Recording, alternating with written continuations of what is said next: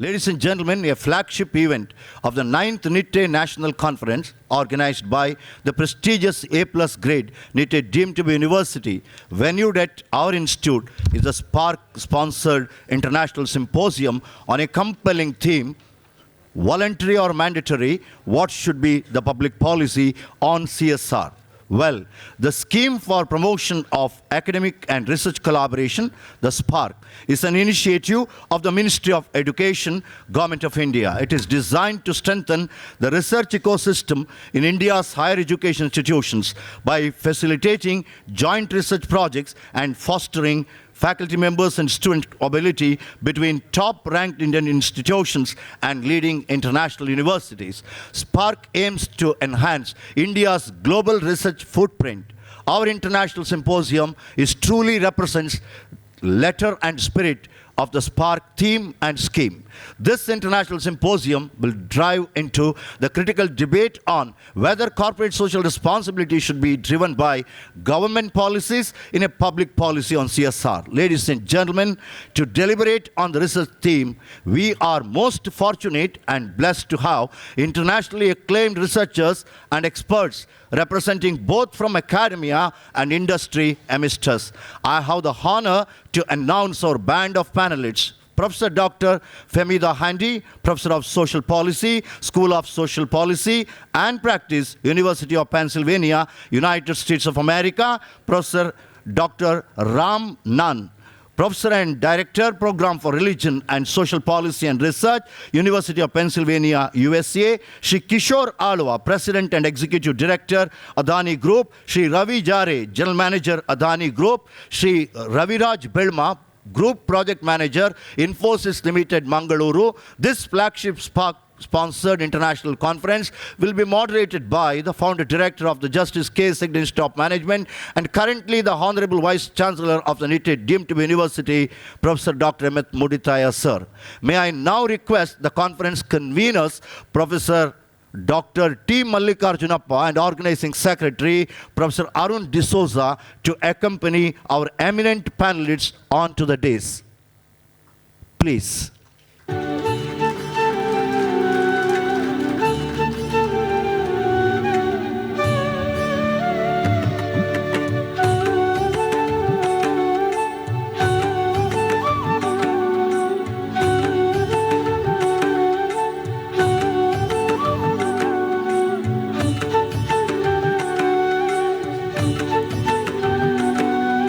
Thank you, one and all.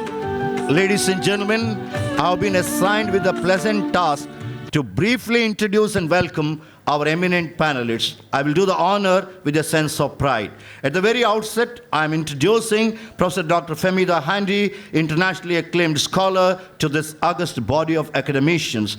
Professor Dr. Femida Handy is a professor of social policy and practice, University of Pennsylvania, USA. She is also the director of the PhD program. Her research and teaching focus on economics of non-profit sector, volunteering, philanthropy, non-profit management, environmental issues, microfinance, and so on. Her most recent co-authored book is The Ethical Decision-Making for Social Impact. Before joining Penn, Dr. Handy was the assistant professor at the Faculty of Environmental Studies at York University in Toronto, Canada, where she currently holds the position of a senior scholar. Madam, we are so happy and delighted, and we extend a warm welcome to you to this international symposium. I'm delighted to introduce an eminent professor, Dr. Ram Nan, to this wonderful audience. He is a professor and director, Program for Religion and Social Policy, Research, University of Pennsylvania, School of Social Policy and Practice, USA. Professor Dr. Ram Nan is a globally eminent scholar at Kyung-hee University, Graduate Institute of Peace Studies, South Korea. Dr. Ram served as the president of Arnova, and he has been welcomed with a very cordial welcome. Sir, you are invited to this particular SPARK-sponsored international symposium.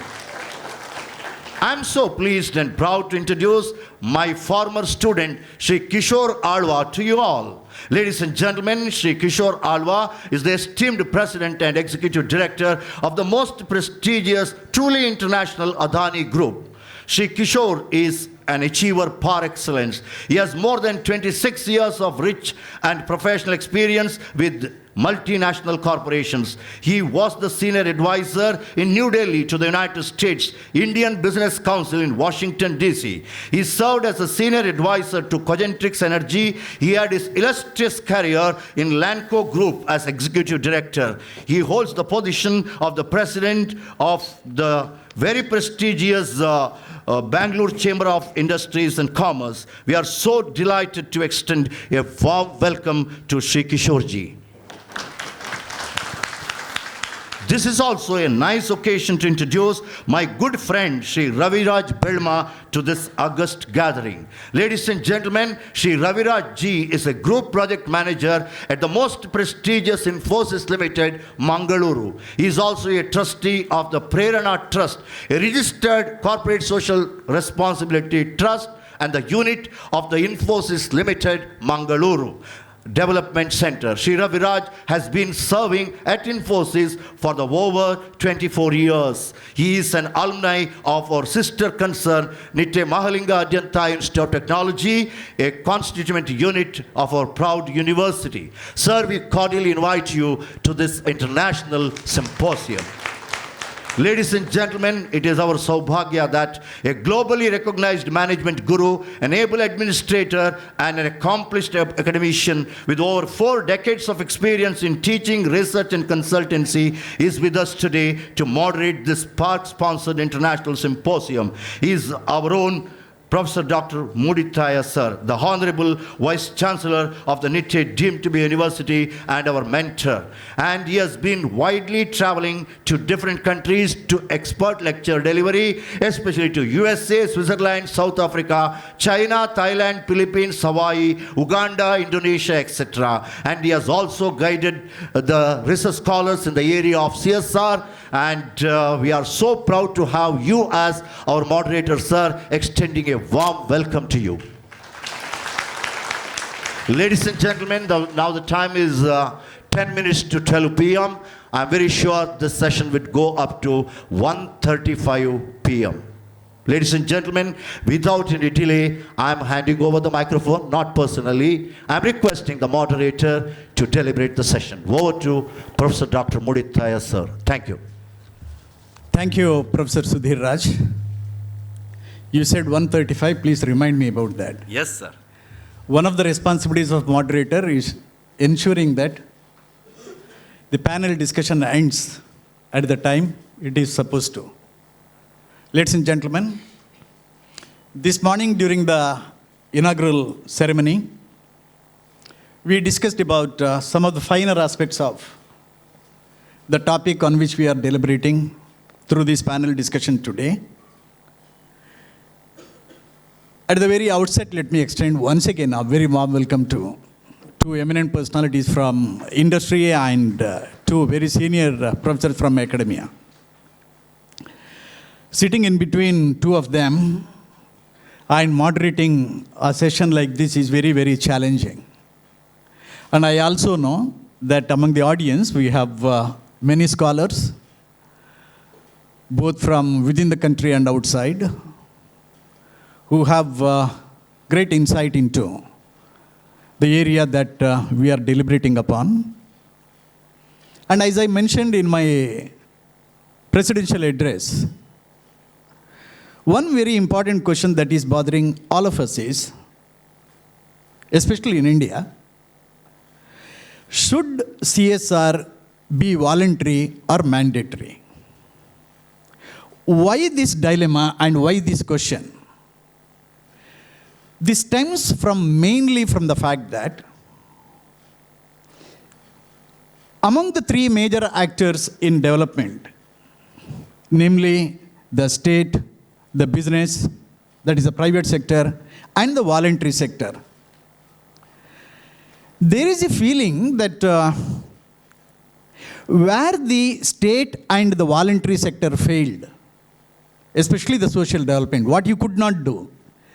You are trying to get it done through the corporates. A company is a legal person existing in the eyes and contemplation of law. The corporate sector, whether it is Infosys, whether it is the Adani or any other company for that matter. A legal person existing in the eyes and in the contemplation of law. You know very well that as the company grows, there will be separation of ownership from management. Someone Adani would have started, but there are hundreds, lakhs, millions of shareholders now. Infosys, few people came together, they started. But professionals manage for and on behalf of the millions of the shareholders. Now, if the company is to be made to take care of the social development, if they voluntarily do it, it is one thing. Because the company which does business with the different stakeholders has a responsibility to them, and it can be construed as a strategic investment when a company invests in social development. But it should be voluntary. But in India, you know that under Section 135 of the Companies Act, in 2013, if I remember rightly, certain companies are mandated to set aside and spend 2% of the net profits for social development. And many companies feel that the politicians and powers that be influence these companies where it should be diverted, how it should be spent even. Now, companies on their own believing that they should be subjected to the triple bottom line objective, that is, you should not just look at the bottom line profit, economic profit, but you should consider, along with the profit, the planet and also people, and voluntarily ensuring that you respect triple bottom line and be a responsible organization is one aspect. But making the companies set aside a small portion of the profit, which they could have invested on something else, is another aspect. We are debating this very important issue. The Spark project is on this, and therefore, in universities and academic institutions, one of the mandates of Sparks is that you debate on the issue that you are researching on, and then publish to a larger audience your findings of the study. So, I once again welcome you all with this preamble to this very important dialogue on CSR, should it be voluntary or mandatory. Ladies and gentlemen, we will have 2 or 3 rounds. We have 1.5 hours time. What I'll do is, I'll pose certain questions to my panelists. I don't know if I pose the question to any one of them. Of course, I'll do it safely to Professor Femida, because she is a esteemed guest of our Nitte group of institutions. Ladies first for that reason also. Not that I'm an academician, she is an academician, I'm posing the question to her first. May I know from you, Professor Femida, what does CSR mean to you? And how do you define its role in today's business environment in different regions across the country? You have been traveling a lot. We have done a lot of research in the field of corporate philanthropy and CSR. You have been an active member of the Third Sector Research Group.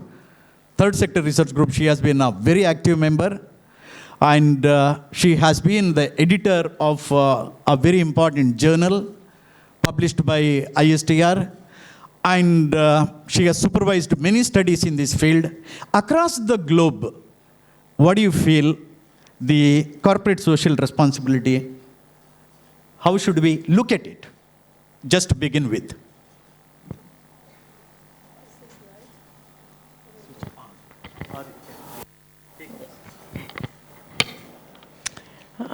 Thank you for giving us your preamble, Dr. Nitte. Thank you for inviting me to answer the first question. And my prerogative as a lady, I hope, is not the only reason why you asked me the question first. Anyway, I'll take it when given. Okay. So, addressing this particular question brings to mind what is the goal of corporate social responsibility? What is the goal of taxation? Because the question is, why not just tax you guys 2%, right? And let the government make the initiatives. But instead of that, we give the agency to corporations. And that raises the important question Dr. Muthiah raised, is the business of business is business, and that is Milton Friedman's mantra.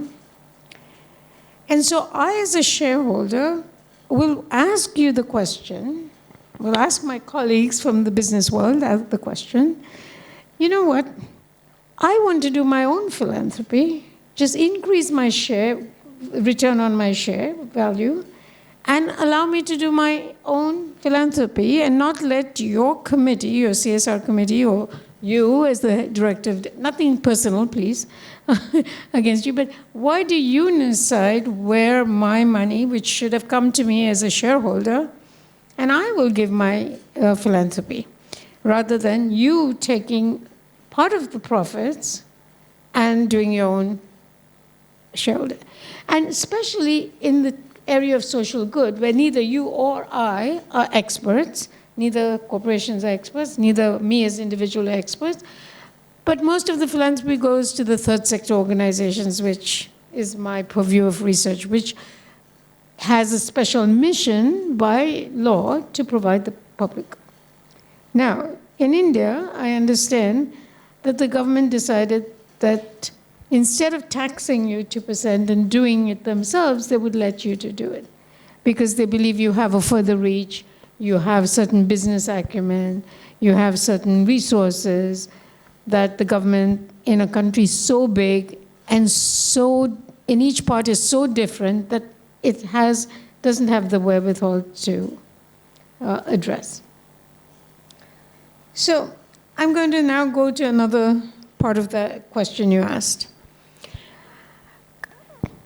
Society makes institutions that allow companies to work in communities. It provides you the wherewithal, gives you, under certain regulations, allow you to produce and sell and market and so on and so forth. Many of these laws and institutions generate a lot of surplus profit, which goes rightly to your shareholders, etc. And in this system, which the next question addresses ethics, there are always winners and losers. Any rule or regulation, somebody wins, somebody loses. In society as a whole, when business is allowed to just do whatever they want, there will be many shareholders who are winners, and there will be many people who are losers. And what in economics we learn and ethics we learn is if the winners compensate the losers, everybody comes ahead. And how do winners compensate the losers? Usually through taxation. That's what reduces inequality. But it also compensates the losers through philanthropy. That is done on an individual basis. So one way to do it is through corporate philanthropy. So I don't see a real problem that corporations engage in philanthropy and that they can write off the philanthropy against their taxes. And now, instead of taxes, actually, they're mandated to do it. The question arises, is the one I raised in my talk earlier, is who decides the CSR initiatives? The government, luckily for India, decided the CSR. In US, you can give your employees training and call that CSR. Here, it has to go through development, and there's certain criteria, which I think is a very good thing, because that's what taxation would have done, is the public good, not to encourage you to do HR practices and public relation practices, but to actually engage in social development. So I think that is a very good thing that this very bold initiative in India has done. The question is if it is successful or not.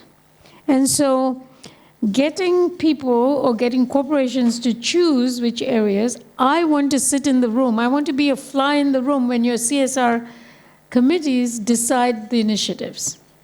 How do they choose what initiative to do? From what we have seen in the research is that almost more than 55% of the projects are education and health. Why is that so dominant when there's so many other issues in rural development that come up? Now, larger companies like yours may have a very diverse portfolio, but smaller companies are generally targeting education and healthcare. Who is making those decisions? What is driving them? And I think if we understand that better, we might also understand why this idea of mandatory taxation will be a good idea. Thank you. Thanks, Professor Femida. My question is also another reason, see, because what generally happens, it is said, Mahatma Gandhiji somewhere said, anything you do voluntarily, you enjoy. But anything you do for fear of punishment, you don't enjoy. Of course, companies are not persons they are the persons existing in the eyes of law, but not real human beings. I want to now shift to the industry. The same question I wish to, slightly differently I wish to take to Kishore Alvaji. Kishore, as you know, he is the son of this soil who has reached the pinnacle of success in the corporate sector. He is hailed as a hero by many, especially our young student friends. I have been interacting with them. Kishore has, as he steers the destiny of the companies under his management towards his destination, one important challenge initially that he had to face is seeking local acceptance. Kishore, I wish to start from there.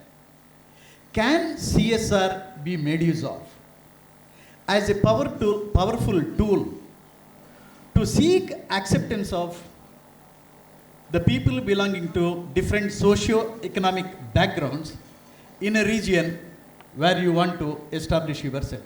Kishore, you have any perspective on this? Yeah, I was trying to understand, can CSR be used as a tool for getting local acceptance of your projects, especially when a large company wants to move into a completely unknown area and there is a reluctance from the local people to accept that company? Is the question clear? This is how professors ask questions sometimes. Are we? Yeah.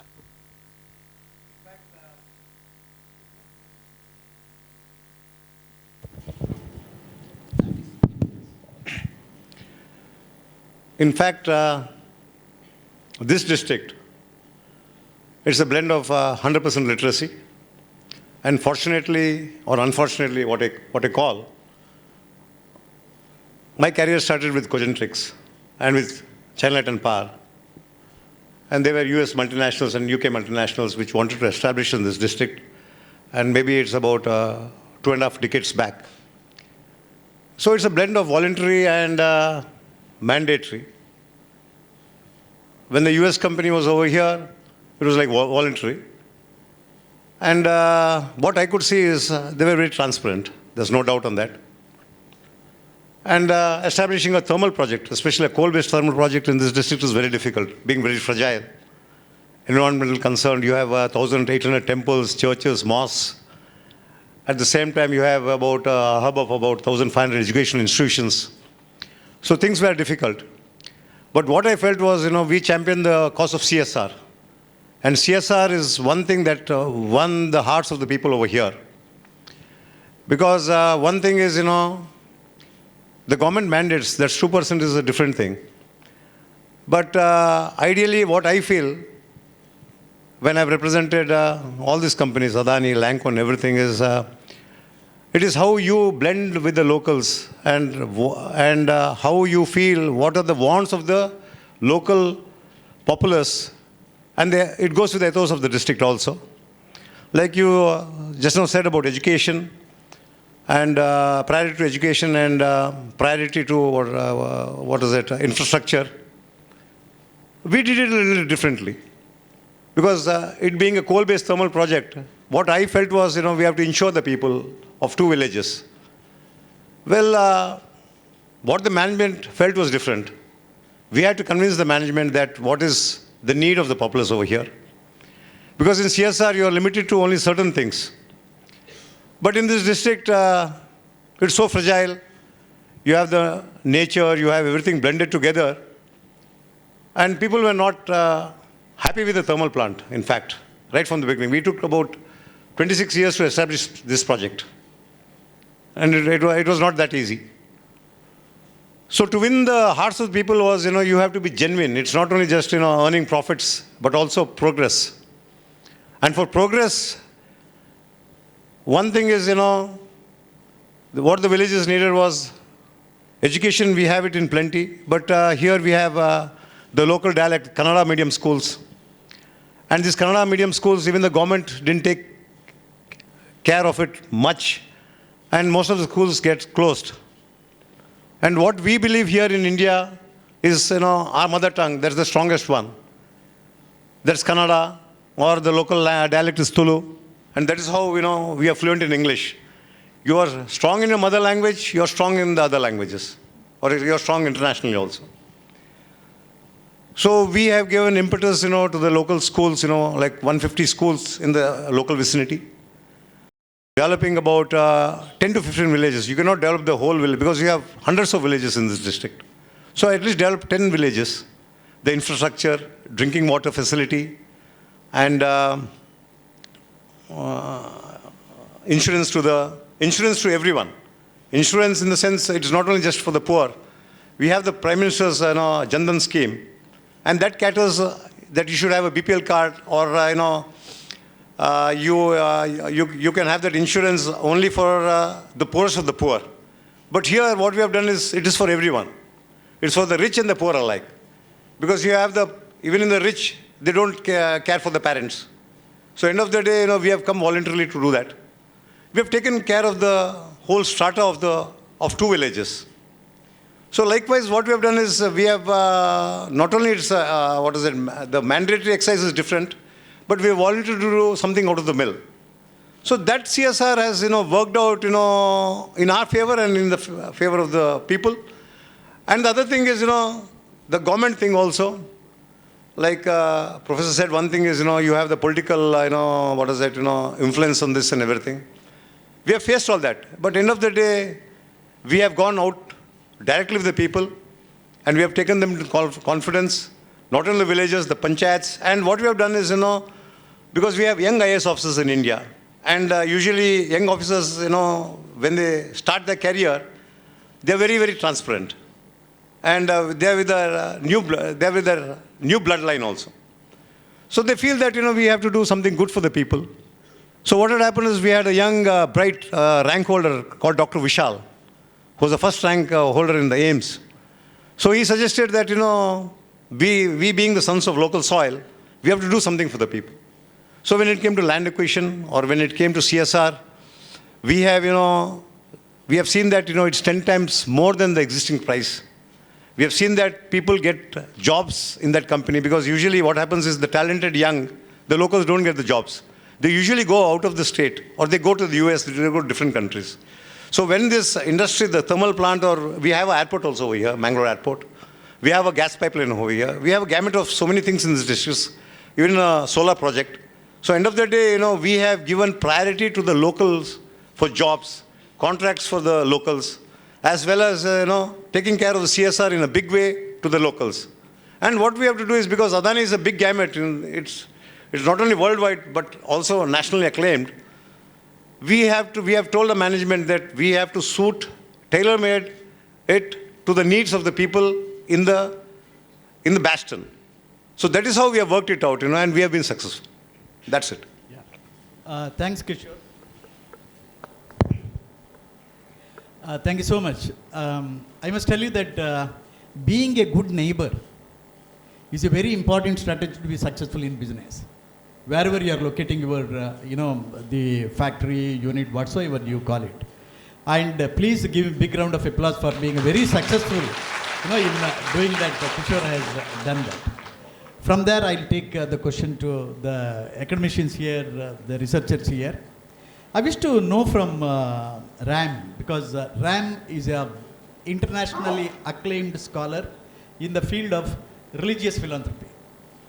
Now, Ram, do you feel that the background of the entrepreneurs who start their companies in different regions, their religious philosophy that they believe in, does it have any influence? Because I'm asking this question especially to give us the US perspective.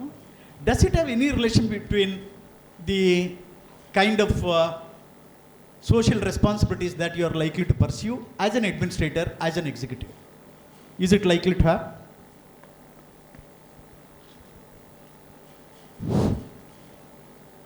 I'll act. Can you hear me? Yeah.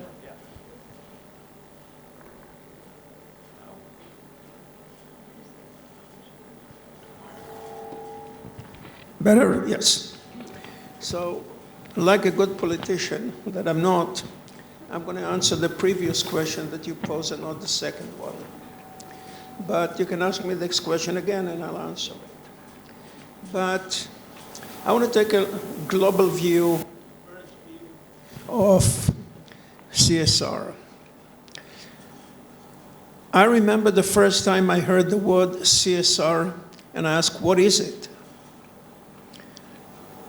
What does it mean? Because it didn't exist before. It's something we invented, not me, but society, and immediately caught up. Everywhere people understood CSR, and it's maybe 30, 40 years old.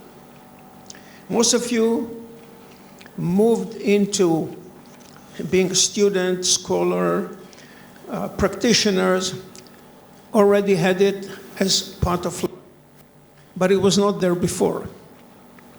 So what was there before?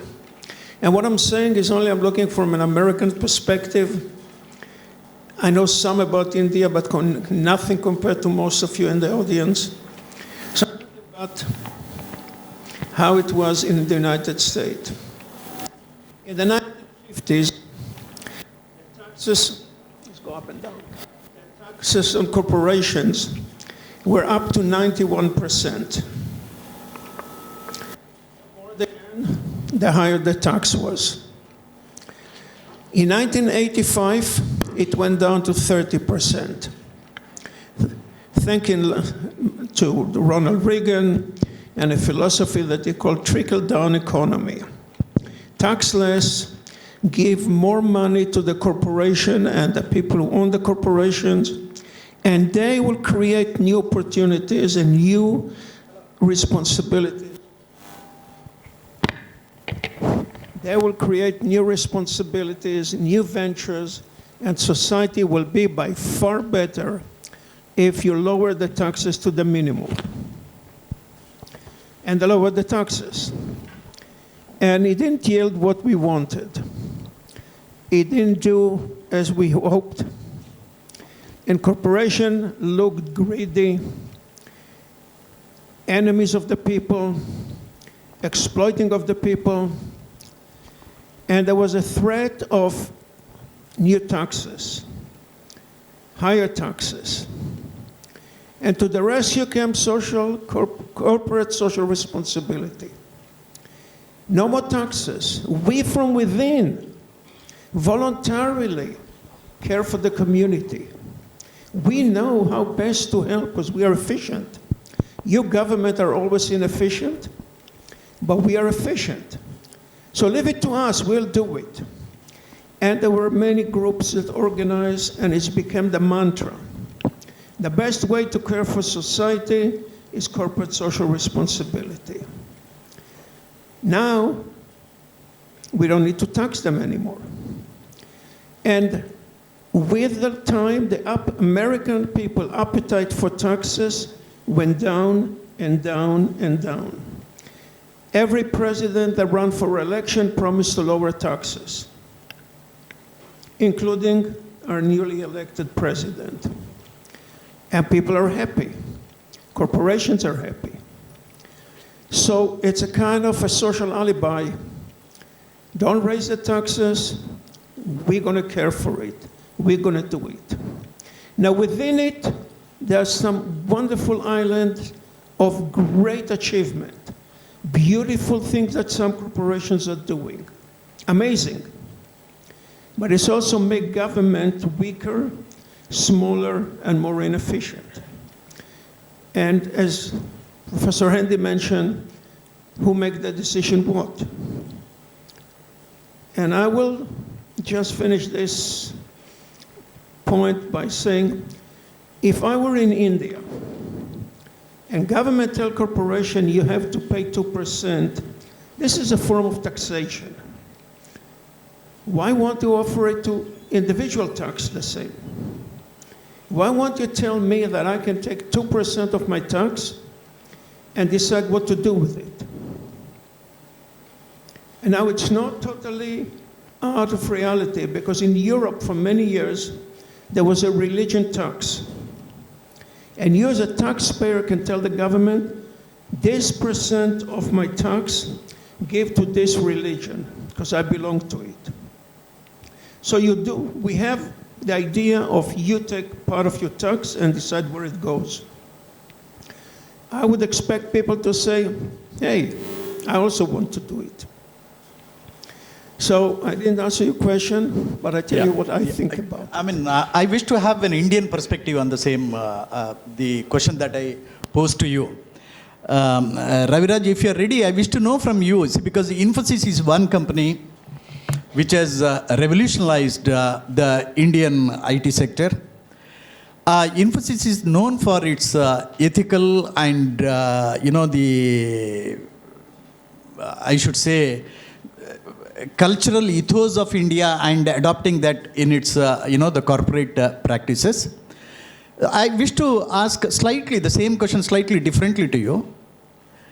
What do you feel about the background of the ethical and the cultural backgrounds of the promoters or the founders? Does it really shape the CSR policies of our company? And what's your perspective on that?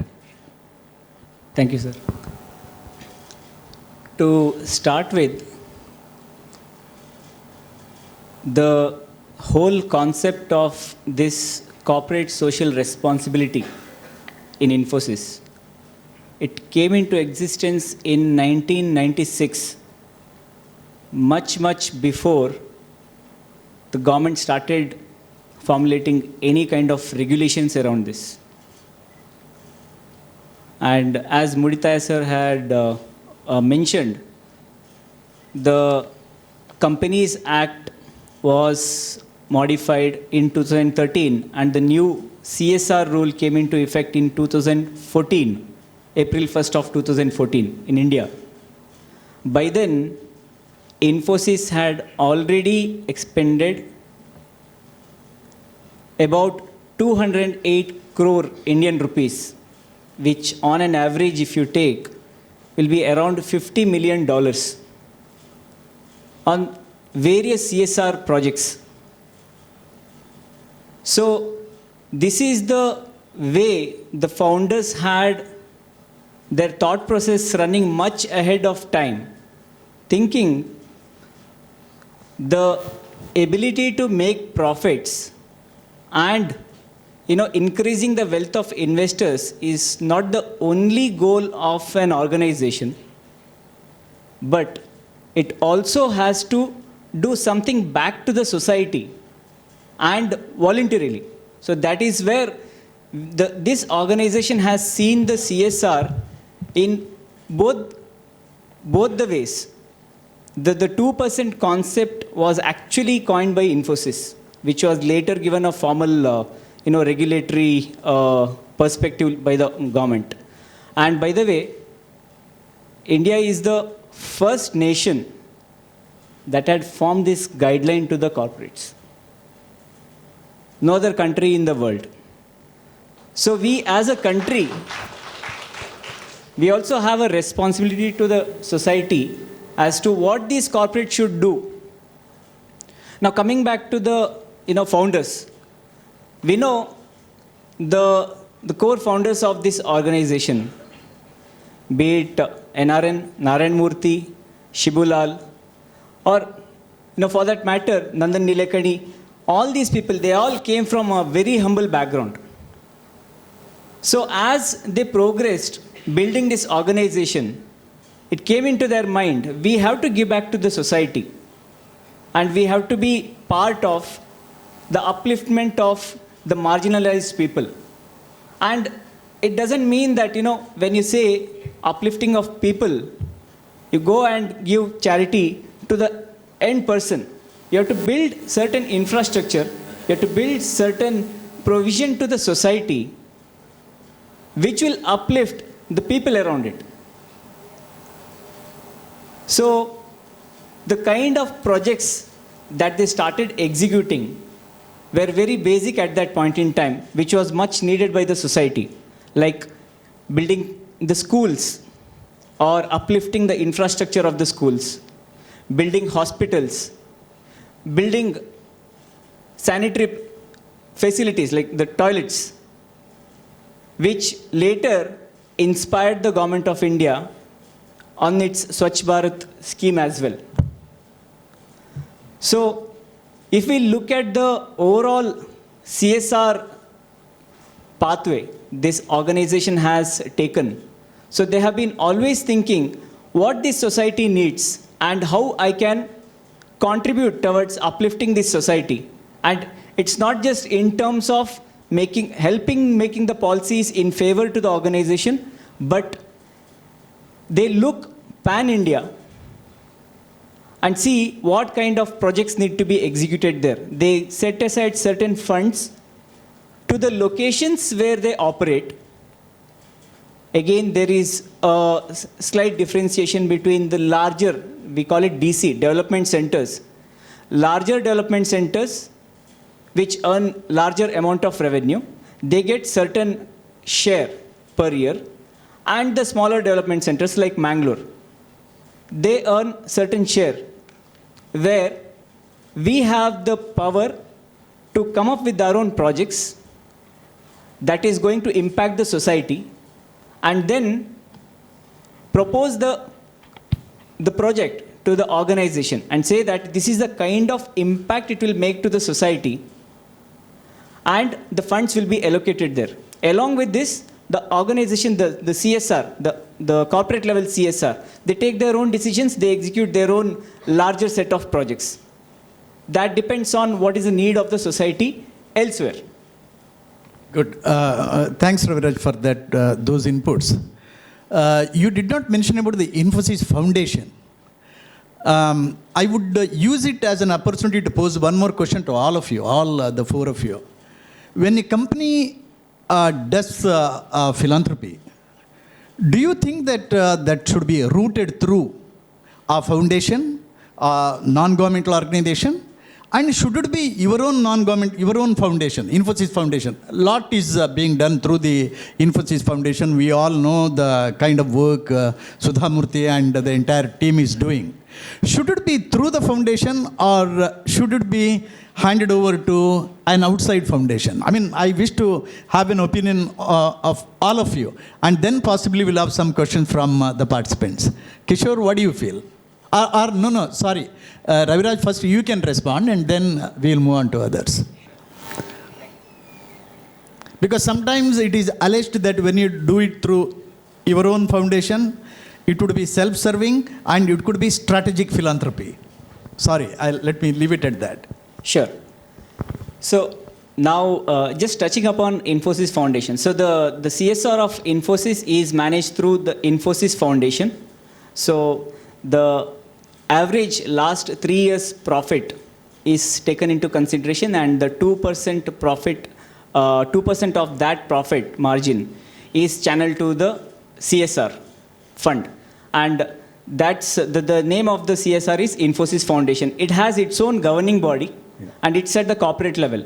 And the organization again encourages the individual development centers to have their own CSR units. Like in Mangalore, we have a CSR unit called as Prerna. It's a registered trust, and it is governed by trustees. We have our own bylaws, and we have made sure that the contribution we can receive is either from the corporate, from our corporate, or from the current or the ex-employees of Infosys, no one else. This way, we have even made it sure that the trust is not used for any other gains, and its dealings are very transparent.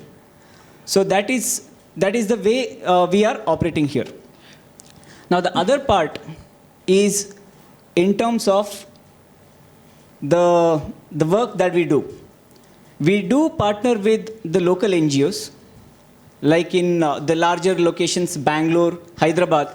There are many NGOs operating who are working for the cause of the society. So they came up with certain projects which are handed over to the respective DC CSR anchors, and they take it up. They see the benefits to the society from executing those projects. So if they find the benefits, they partner with those NGOs to execute the projects. At the same time, Infosys as an organization, they have their own volunteers, the employees who are on the ground working, who are dedicating certain personal time to the society. They go around, they see some needs of the society, they come back with the project on which additional studies are being done, and the organization takes up its own projects. So your suggestion is, your view or suggestion or opinion is that it can be a foundation, your own foundation, but you keep an arm's length from the foundation's activities. Correct? So separate trust, and that runs the show. Not exactly. So the Infosys Foundation, that runs its own activities, plus they also encourage, because this foundation is having certain number of trustees or the directors. So they take the decision. Okay. But at the same time, the local, the DC level CSR units, they are also given certain level of autonomy. Autonomy, yeah. To execute their own project, for which the funding is provided by the Infosys Foundation. This way, not just at the top level, but even at the development center level, they are encouraging people to make their decisions, as well as they are encouraging the employees at the ground level to help execute these projects and do their voluntary work. Yeah, good. So Kishore, you also feel that you create your own foundation, that's okay, but then keeps an arm's length from the foundation's activities. Let that foundation have all kind of freedom and flexibility to decide on the project and implement the project. What do you feel? It's a good idea? Basically, that's the way, even in Adani, that's the way we work things out. It's the foundation. But, we are into diverse businesses. Yeah. Hailing through, almost every gamut of business in India. And foundation, like you said, we have certain criteria, like education, and, it goes on, 5, 6, vagaries of, things. But at the end of the day, there's something called even business, where you can spend from the business side also. That's a different type of funding. Because Mr. Adani has announced about 50,000 crores as CSR. It's one of the biggest in the world, I can say.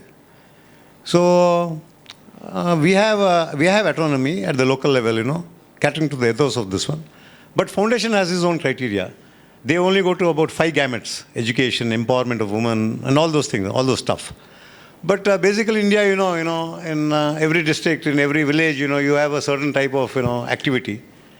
For example, you have rural sports. You have kabaddi. Yeah. You have the local buffalo races, Kamla.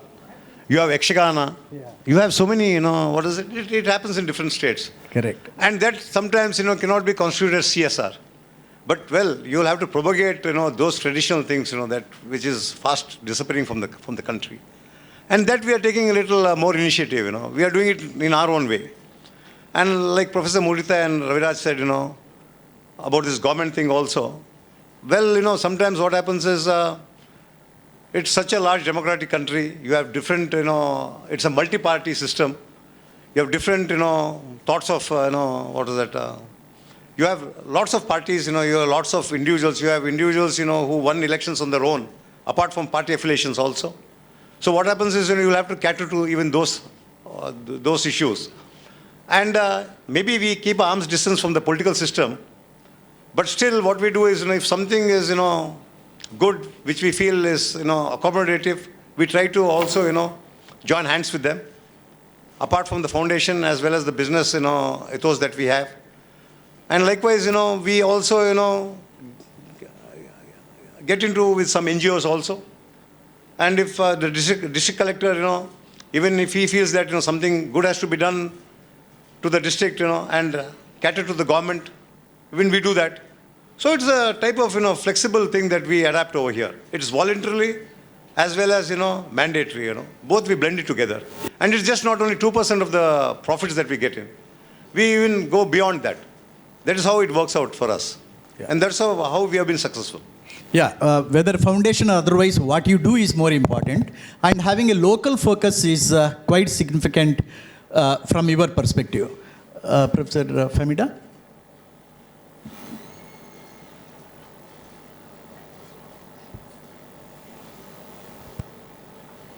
Can you hear me? Yeah. Thank you.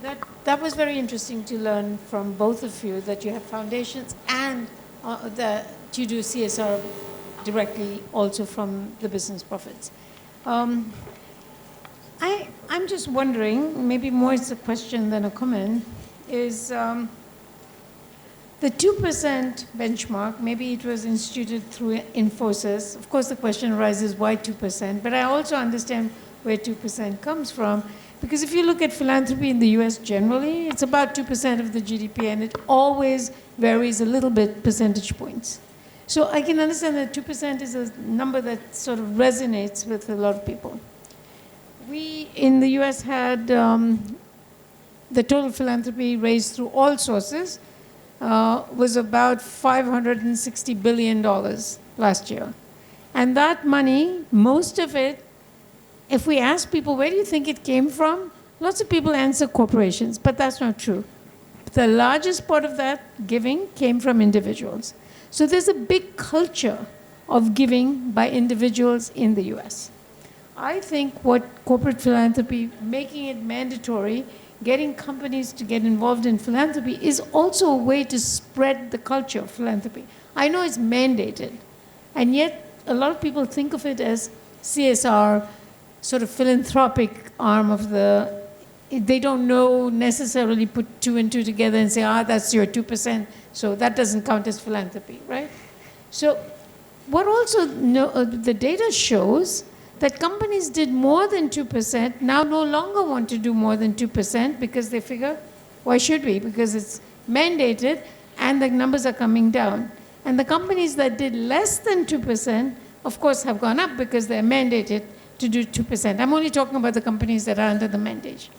So that's an interesting phenomena where actually regulating something is crowding out the altruistic part of giving. And I was very glad to hear that you do more than 2%, that you satisfy your 2%, whatever the mandated, and then you do sports, which, by the way, I've seen your water buffalo races and love them. Unfortunately, they're not there this week, so my students have not the opportunity to go to it, but nevertheless. So it's very good to hear that you can do more than the 2%. But this convergence to 2% is crowding out some of the altruistic philanthropy that was going on. Partly that altruistic philanthropy was also a way to signal to the public that you are a good citizen. Now that everybody has to do 2%, well, I'm going to do 2% too. So it removes some of the competitive edgeness unless there is a way that you can signal that your CSR, certain CSR, is over and above the 2%. So this in my question. My question is about my own question. foundation. Should it be channelized through, the fund should be channelized through the foundations and your own or others? Thank you for reminding me of your question, but I wanted to be responsive to what they said. Teacher. Yeah. And sometimes a politician I am, right? I answer my own question. So, in answering to your question, now, I look at the rest of the world. The larger corporations are all moving towards foundations. In Europe, foundations is the way to go.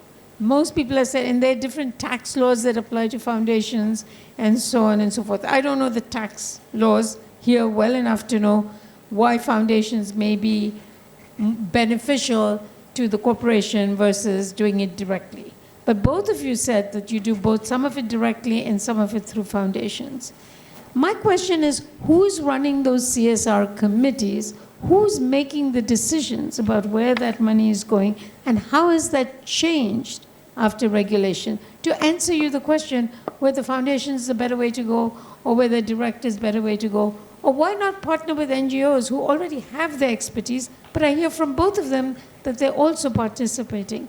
But the data shows that you are unusual, that more companies prefer to do it directly than participate or have foundations.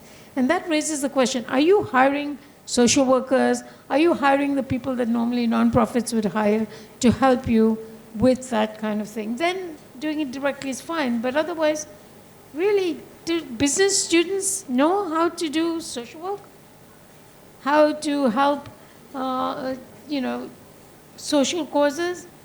You're teaching them how to make profits, but you're not teaching them how to do social causes. And so when you hire these youngsters and you say they have a better vision, do they actually have the knowledge on how to? So there is a tension. No, what they tell our MBA students is first you earn, then think of philanthropy, right? Right. But do you know how to practice philanthropy? It's making impactful philanthropy is actually very difficult. I give my students a job to find an NGO to make impactful philanthropy. It's almost easier to ask for money than to give it away to make it impactful. I'm sure you already know that it's a very difficult thing if you want to truly make an impact to find ways to do it. This is why it concerns me when people are doing it directly. Ram, a quick response from you and then you'll go over to the audience. Can you hear me? Yes. I believe the question is not foundation or not foundation.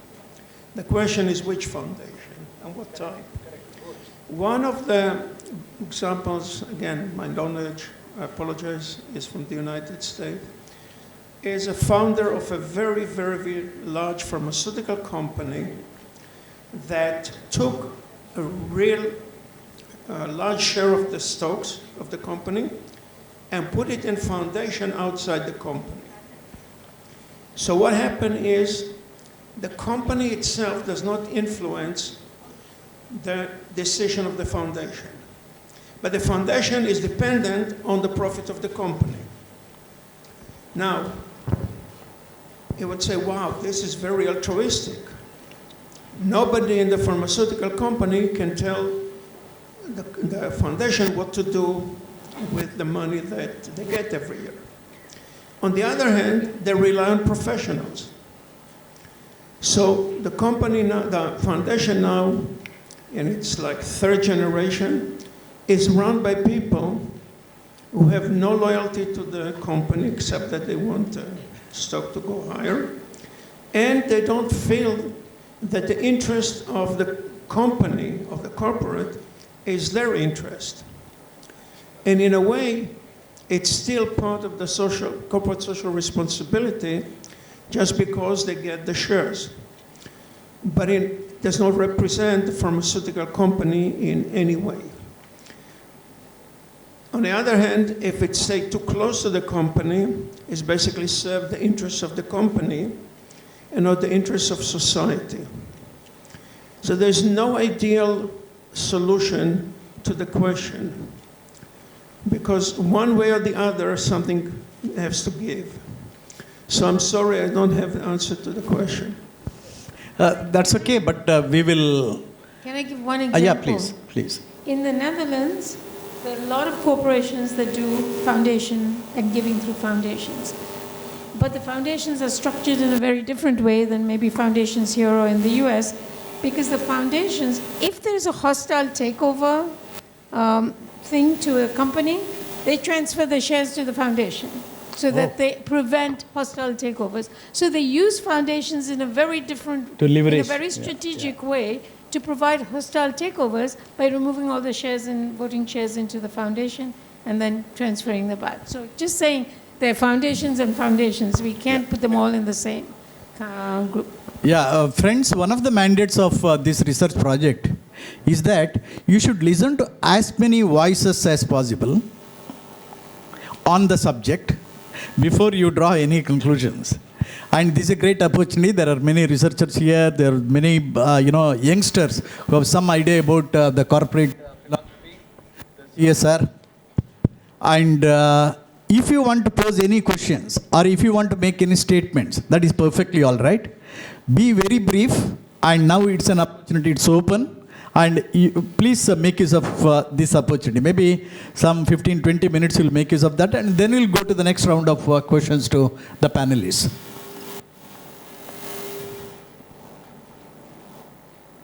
Can you please raise your hands? Yeah, one here. Please introduce yourself and, you can even direct the question to one of the panel members. Be specific. I am Deepa Kittur from... Not working?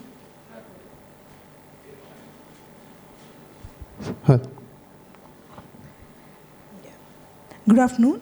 I am Deepa Kittur from Crossland College, Brahmawar. So my direct question is to Infosys, sir. Actually, last year I have attended one CSR program which is sponsored by Infosys company for teachers development, faculty development program.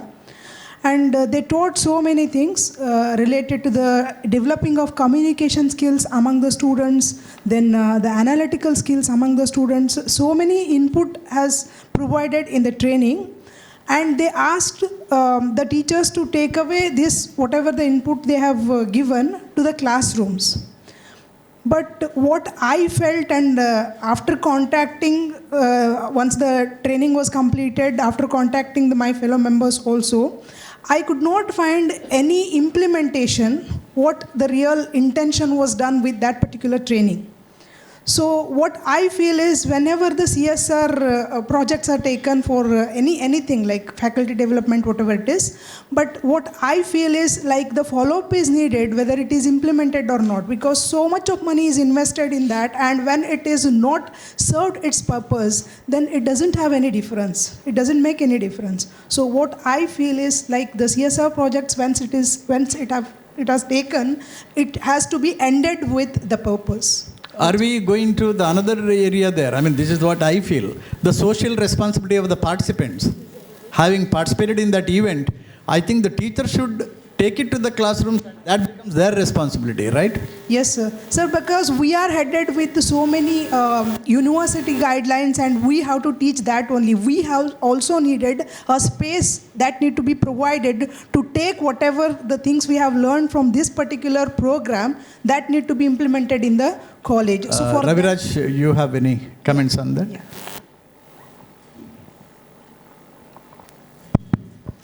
So this, please be seated.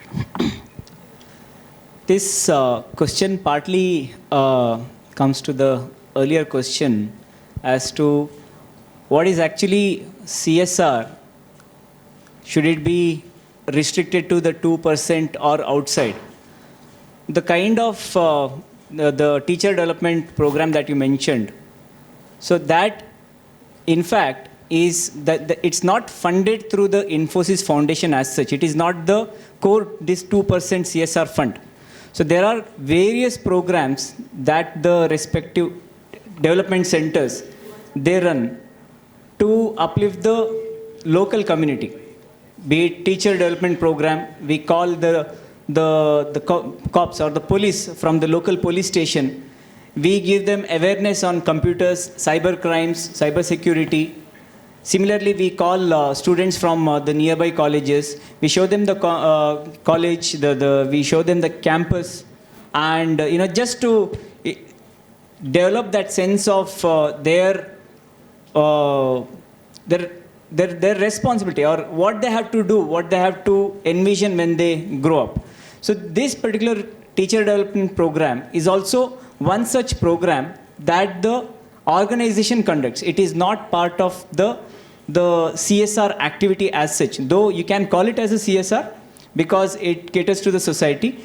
But what it actually thinks is empowering the people, whomever we call there and give the training. They are empowered enough to go back and take these learnings and impart to their students or their faculty members. If they need any further support, they can always contact the organization. There will be a point of contact. In this particular instance, it will be most likely Veena Amrit, who is in charge of the training department in Mangalore. So they are encouraged to contact and get more information, and if required, the respective schools can again send a request for someone, some resource person to visit that educational institution and give an additional, training session or, some,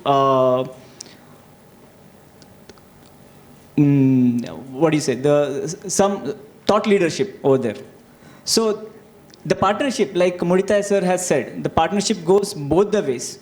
And it is not just to think that it is part of CSR, company has just tried to utilize its funds, waste its funds and wash its hands.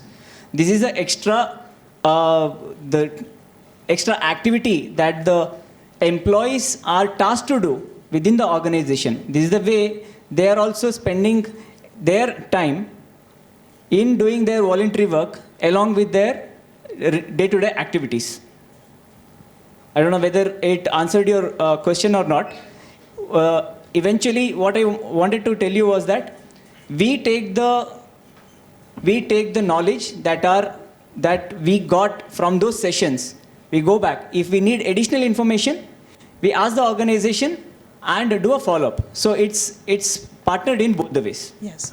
Thank you so much, sir. And Good. the training session was very good, and it is more enhancing the knowledge of all the faculties. That was very tremendous. Thank you so much. So we have the compliments. Yeah, for your initiative. Yes, please. Others? Yeah.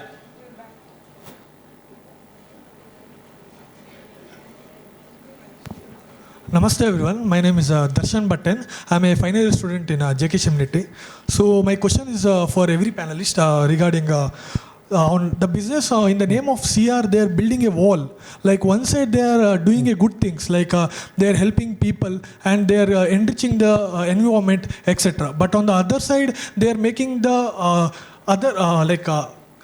backside of the activity, such as they're creating the pollutions as well as the other things. So it is creating a oxymoron situation. What is your opinion regarding this? I don't know whom you wanted to answer, but Femida wants to answer that. Yeah, yes, sure, ma'am. You can answer.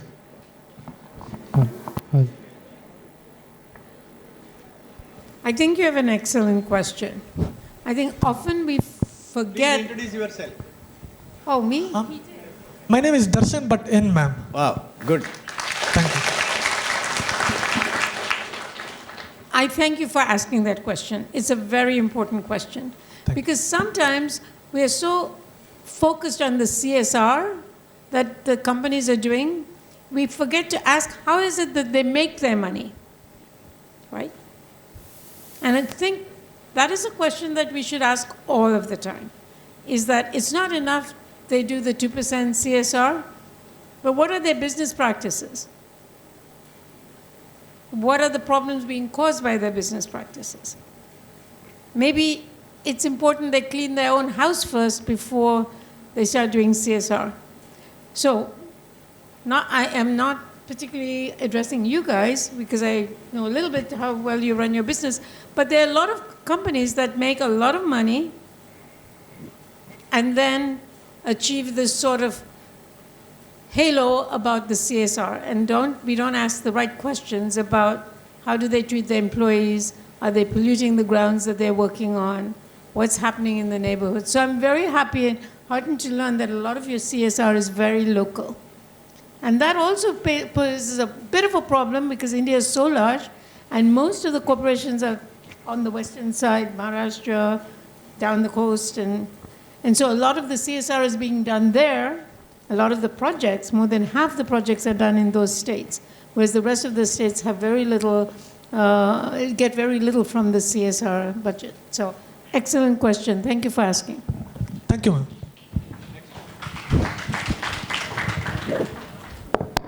Hello all.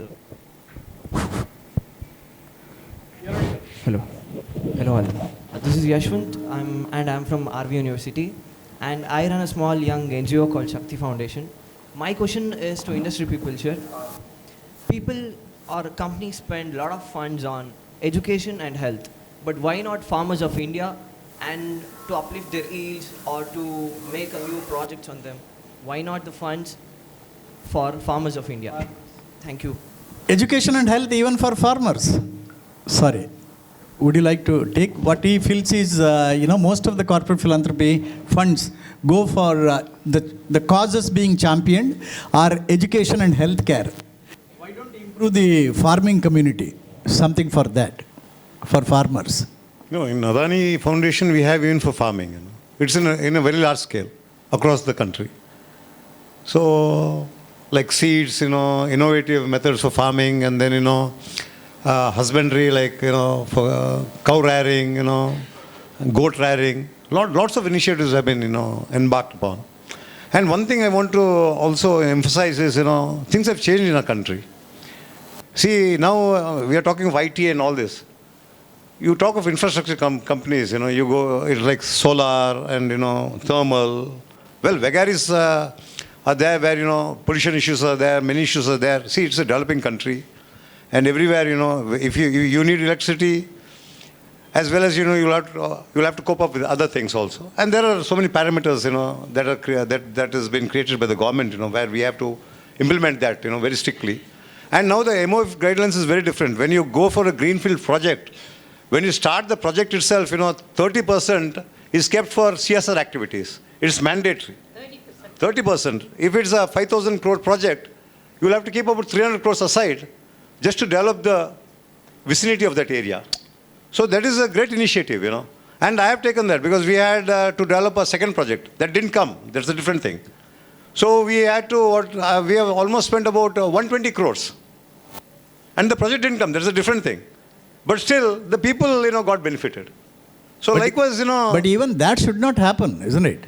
That shouldn't happen. But, see, our country, is so democratic. Today things are, it is the will of the people. It is the will of the villagers. Even the MLA has the power to stop a project. So today things are very different. It's not like how it was before. So even like it's a thermal plant, I well understand it's a coal-based project. We have, imported coal coming in from different countries. The best calorific value, coal that comes in.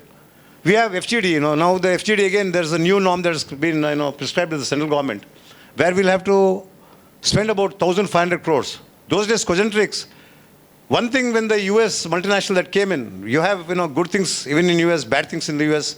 You have bad things in our country, good things in our country. And what the US multinational that time voluntarily said that, we'll implement, FGD. That's about 300 crores. And subsequently, we had an Indian company, they called Nagarjuna. Yeah. And they didn't want to implement that. So voluntarily, Cogentrix wanted to implement that. And that became, benchmark. And when we wanted to do the project, an Indian company wanted to do a project, the people said that Cogentrix wanted to do it. Why don't you implement it? So we had to implement it. Not that the government wanted to do it mandatorily. So likewise, now things are changing in the country. Laws are changing in the country. Many things are changing in the country. So CSR now, it is not only, we are talking of 2% and a little more than 2%. But today, if I talk of a village even in Nitte, or you take this education institution like how Mr. Justice K. Segde or Vinayak are heading it, the percentage of CSR is much more even than us. And, it's a small education institution. But go way beyond. And if you go to the villages in our area, even the village heads or with the villagers, the CSR, they compete with us. So naturally, we have to compete. Today, things are very different in our country. So even a small villager contributes about 10,000 as CSR, if he needs to do that. So it's like that. It's a revolution, I can say. Thank you. Thanks for that input. So Yash's question is still relevant. That's what he was trying to emphasize is, as much as there is a need for deciding what should be spent, on what it should be spent also. That is the causes that are getting championed or that are supposed to be championed through corporate social responsibility, that also should be mandated. Hope my question is clear. How much you spend is, 2% has to be spent on CSR. But should the government should also say, very dangerous thing according to me, on what you are going to spend this 2%? Is that question relevant? No, your views. Let me take that question. So,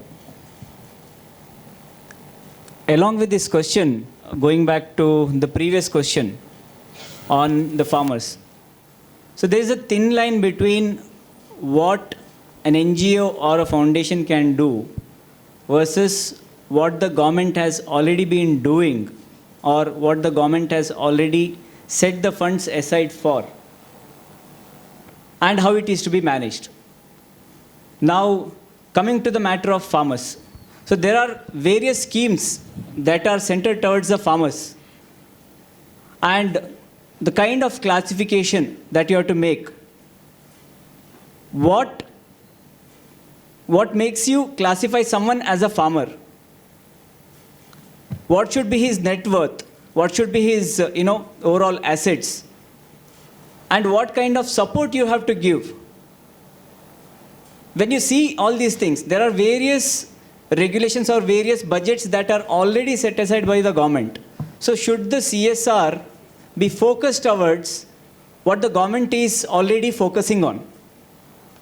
And then we will lose our track, because if you really look at the farmer base in India, it's a very vast majority. Who will you cater to? Which part of the country, which part of the society you will cater to? These questions come into picture. So, coming back to the question on should the government mandate what areas should the foundations take? There again, the moment that happens, it means that in the coming days, the government or the administration can make regulations to influence the masses through the organizations and thereby take the credit of doing the work from their side. Exactly. So, eventually you'll create a kind of an environment where the organizations are kind of made to act like bots. They are made to work for the governments to implement their populistic measures, thereby helping them gain the votes. So, this kind of situation should not arise. The foundations, the CSR should have its own leverage, and they've been doing it, they've been transparent as well. They publish what is their focus area for a particular year. Say for example, in the previous year, Infosys, few areas it touched upon was women empowerment, STEM, the science and technology field of the education part, the child education part. So we focused any project that we received, we put our lenses through these framework or through these initiatives that we had taken up for the year, and we approved the projects only for those initiatives.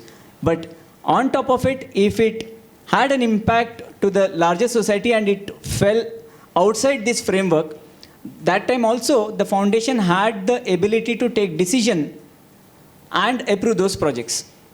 So, in my opinion, government should not be in a position to mandate what the corporation should do, and at the same time, corporates should be in a position to take a call on what is the responsibility of the government, what their budget is supposed to be utilized towards, should they step into those fields, and they have to expend their CSR money in those fields. Good. Any more questions, please? Yeah, we have many more. We'll start with Professor Mallikarjunappa, and then Dr. Shetty, and a lady there, and we'll come here. Yeah. Okay. The guest first. There, please. Okay, fine. I'm Muni from University of Kerala. I'm a postdoctoral fellow at university. My concern is, can the CSR survive this greenwashing in the area of ESG disclosure? Because everything is, it's like greenwashing. This we done this for the environment. We done this for the. Yeah. My simple question is, can CSR survive the greenwashing in the area of ESG disclosure? Yeah, this is, he is asking a question on the compliance part. Who will do the compliance? How much you have spent and what you have spent and whether it has effectively spent. Am I right? The compliance part. It's about the window dressing and the power. Yeah. Would you like to take up? Yeah. So when you say 2% of the net profits is supposed to be spent, the company is spending, the compliance part, whether it is being spent on the right causes and whether the company has been very transparent in its spending, who will audit and what should be the process of compliance? Yeah. We have a well-structured,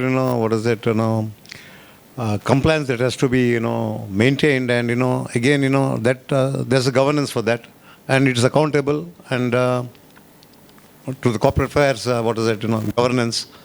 So, the laws are very structured and very strict, and that has to, there's an annual audit from the government side as well as from our side. So that happens, That's what I'm talking Vadani. Yeah. Good. Because in Kerala also we have two of our major projects, the Trivandrum Airport as well as the Vizhinjam Port. So it's a big, and in Kerala it's a very different thing. It's just 40 kilometers from our from our bastion. From Mangalore it's hardly 40 kilometers, and it's very, very stringent. So things are very, very, very strict over there, and everything is questionable. So Kerala and Mangalore are like one and the same. Actually, my concern is it's showing things without doing it. Yeah, that's what. I mean, I asked the same question to them. They do it, they show what they do. That's what he was trying to Even answer. for land acquisition, it is not that you have to depend on the government. Land acquisition, the government has to do it. But as private corporates, you have to go an extra mile, and you have to take the farmers into confidence. Yeah. You have to take everyone into confidence, and you will have to do that. So things, you are more accountable even than the government. It's not an easy task today for a private, infrastructure company, maybe ports or anything to, come in the country. So, shall we move to the next question, please? Yeah. Hello? Oh, yeah. Yes, you are audible? Yeah, we're good? Hi, I'm Jasleen. I'm a Bachelor of Social Work student from the University of Pennsylvania. My question is also towards the corporate side. So in the US, we kind of learn a lot about compounding issues when it comes to social development. So poverty is connected to shelter, connected to job employment, connected to environment, communities. And I would love to see how that kind of plays a role in the social development initiatives that you guys have developed or are working towards developing. So kind of like exact plans to initiate and to target multiple issues at once. Would you like to? Yeah. I think if I understand the question correct, that each problem is not singular.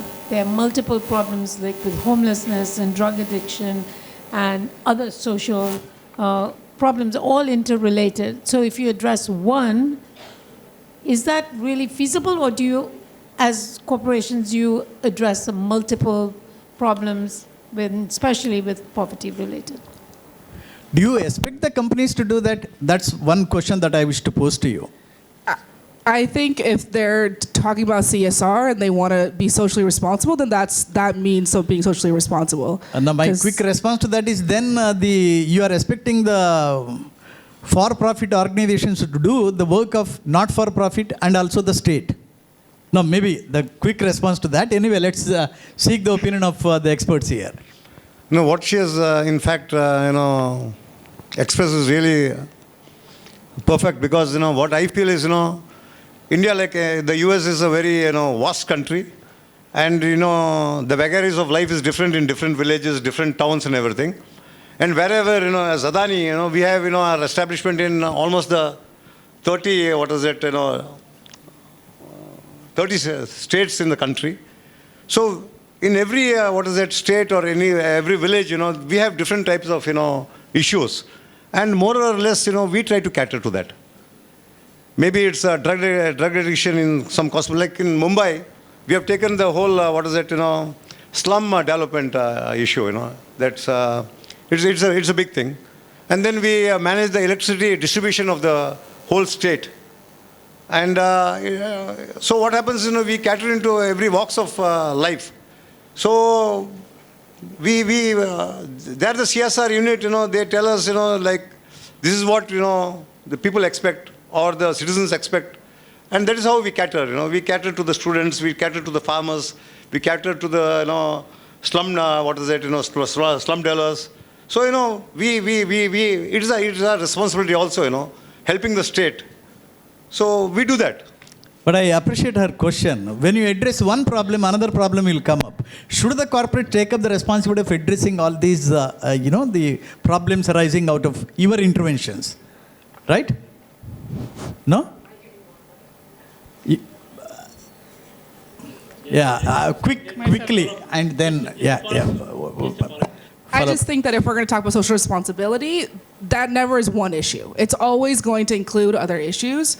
And so if we're asking corporates to put 2% into social responsibility, at some point that has to, because if you educate someone, then they can get a job, their healthcare improves, it's going to always compound.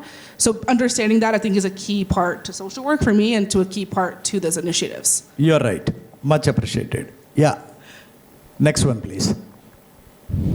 So I ask two questions to Ravi Raj.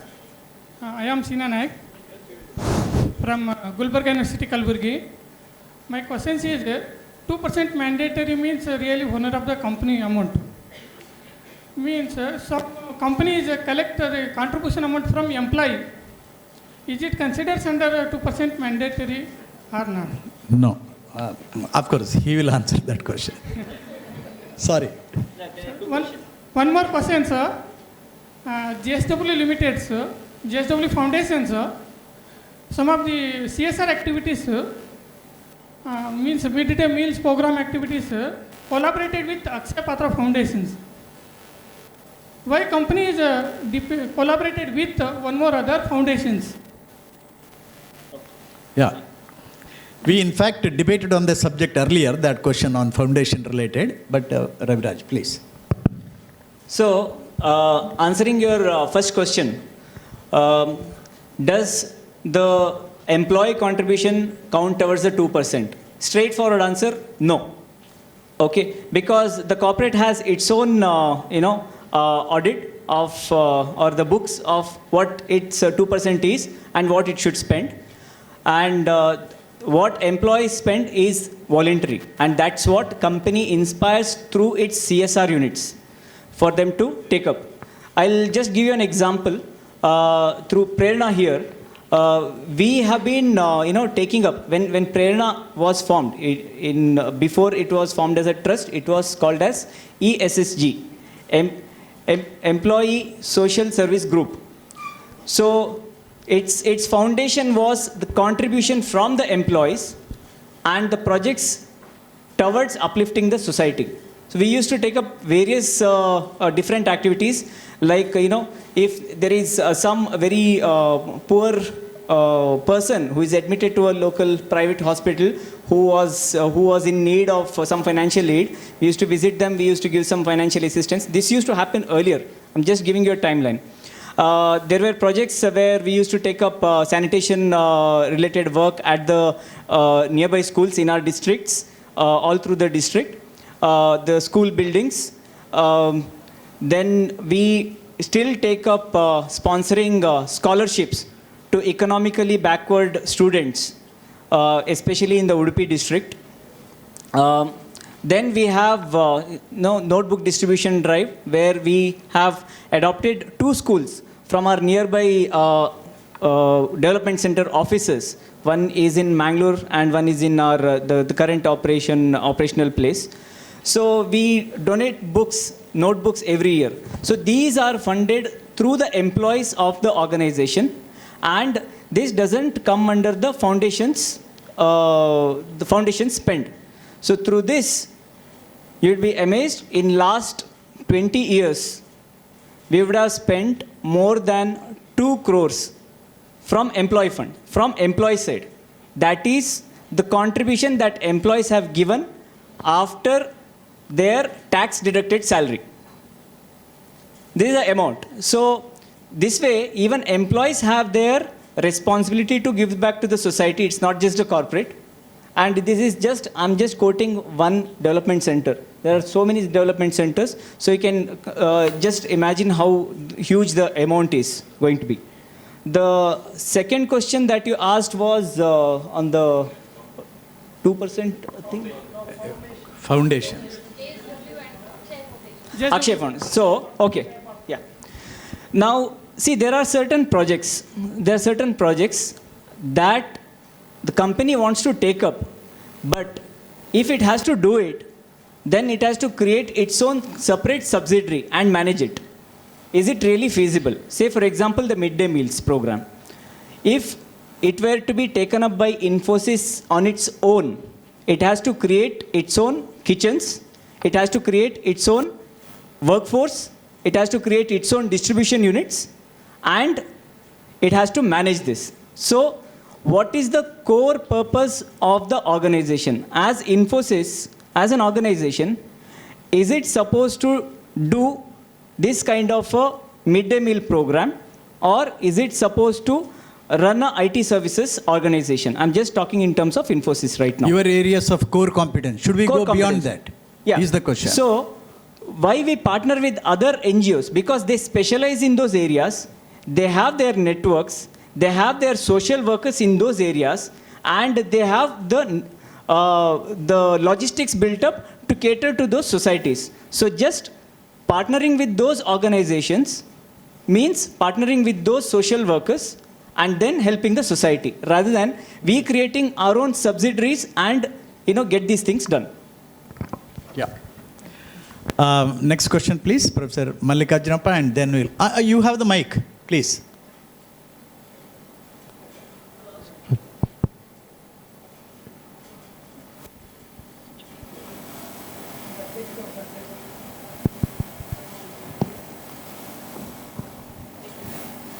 Hi, I'm also with the University of Pennsylvania. My name is Marshall, and I had a question. Why wasn't a B Corporation model or ramifications, legal ramifications, proposed before the CSR policy? And for clarification, the U.S. has around 3,000 B corporations, and a B corporation is a for-profit company that basically meets a certain standard of social and environmental policies, transparency with the public, and legal accountability. But they're not as popular in India as they are in other countries. So my question is, why jump to CSR policy before you get to B Corporation? Thank you. Would you like to answer that question?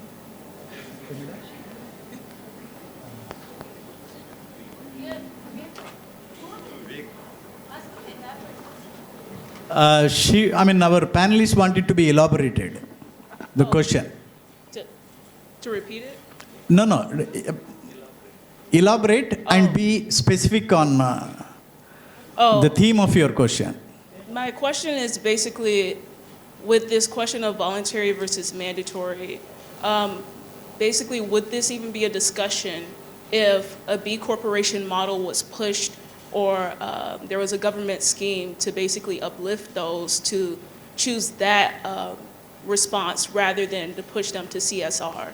Does that make sense? So to push another business model rather than force the pre-existing businesses to take on something that's not as altruistic. He wants to answer. He's an expert in that field. No. So the question is, a B corporation in America are the for-profit organizations which are certified for their social impact by one rating agency, right? I think it's B Lab. Yeah. So, what I think you are trying to tell is why can't India follow that certification, whereby the companies will be certified. So, though they are for-profit organizations, but they can be certified for their social impact. For instance, there was a discussion on this subject because I have not been following. Krishna Prasad, do you have any idea that has been implemented in India? No. There We was have a it for discussion because I read somewhere. Environmental impact, but not, at a broader scale, for social impact. Okay. And there will be competition among companies Yes. to be ranked high in this list. Yes. So to say that we are the most socially responsible company. Yes. Okay, that's a good idea. In India, we have an equivalent where the rating agency, for instance, in America, you have this, S&P and Moody's and so on. In India, we have CRISIL rating for a company which is doing very well in environmental governance area. So we have that, but not in the kind of B corporation which is very popular in America. So I think that's a good idea to have a B corporation certification, but there are no agencies. Krishna Prasad, different view on the subject. Yeah. Kishorji? According to my knowledge, the government has an agency for this. And, every year, and every year, they rate it. And, there is a, there's a forum for this also. And the government rates. And also the local organization like CII and, so many confederation of industries and even JKSHIM. All this is rated at times. Yeah, they rate, but the rating itself is not very popular among the public. Yeah. For instance, people will know, when it is certified as B corporation, everybody will know in America, right? So in India, if a organization is certified, only maybe a few people will know, or a government agencies also. It's not very widely popularized at a scale that is expected. So there is a felt need for credible agency rating these companies on CSR initiatives, right? Attempts are being made, but if there can be a credible agency. I think the question is why not push that agenda rather than mandating CSR? I think mandating CSR would give a much wider scope of CSR than the sort of kind of rating. I feel it should be a blend of both. Yeah. Absolutely. It should be a blend of both. Because mandatory in a country like ours, mandation also is very required. Even in the US, I feel, because US is a different concept where it's lobbying for elections, lobbying for the president. Here that doesn't happen. Here the funds are totally different from from the CSR funds. There the gamut of things are very different. They count a lot of things under CSR rubric, which I think shouldn't be under the CSR rubric, and I think therefore, I take your point about government mandating what CSR should be, as long as they don't politicize it to get votes, and they don't keep changing it every time there's a different government. But his point is, in US it is happening in a big way. But the problem is they count everything as CSR, whereas the real CSR in India should be on development, and that's what the government has done. And so much as you don't like government intervention, I think that might... Now there is some role for the moderator. If you go a step further, I'm representing Adani, it's different. But if you see Tata's, 70% goes in for CSR. But all their stocks are in a foundation. All the Tata stocks, nobody owns, they're all in a foundation. No, but whatever it is, the 70% goes just on CSR initiative, and it's not publicized. Yeah. There's a mandate that it should not come in the press. They do it, they do it voluntarily, and nobody knows about it. They've been doing it for decades. By the way, just out of interest, Mauritius was the first country to mandate CSR. Tiny little country. In 2009, they mandated CSR. And I think this is for countries where philanthropy is not ingrained. Like, I'm not talking about the Tatas and the Infosys and the Birlas. I'm talking about mandating was important to get corporations, in the picture. No, just to support what Kishore said, see, this social responsibility initiatives have a cultural context. In India, if Tatas are doing so much but it is not publicized and so on, one of the reasons is the Indian culture is that if the right hand gives, the left hand should not come to know. The kind of a culture is there, in India. So especially those who are donating, doing charity, or the prudent sister of charity is philanthropy. Okay, whatever you do, now it should not be known to others. Kind of a feeling is there. So that cultural context possibly is manifested in what Tatas do. And that's why even if they are doing wonderful, social development initiatives are being done by them, they don't give much publicity to that. Raviraj? Yeah.